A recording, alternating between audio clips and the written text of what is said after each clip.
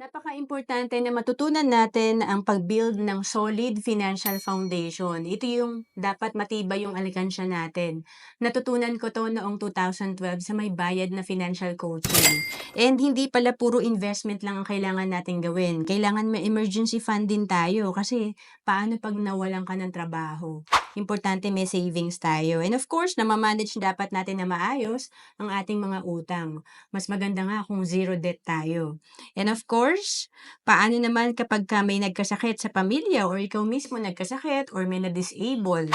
Importante meron tayong healthcare. And paano yung untimely death? Siyempre, tayo mga breadwinner, kahit maingat tayo, exposed pa rin tayo sa risk sa buhay. So, pwedeng may mangyayari sa atin. So, importante, meron tayong insurance. And of course, kailangan din yung cash flow. Ito yung paano pag nagsara yung company or nalugi ka sa negosyo. Importante meron tayong other source of income. Meron tayong backup career. Hindi pwedeng isa lang yung source of income natin.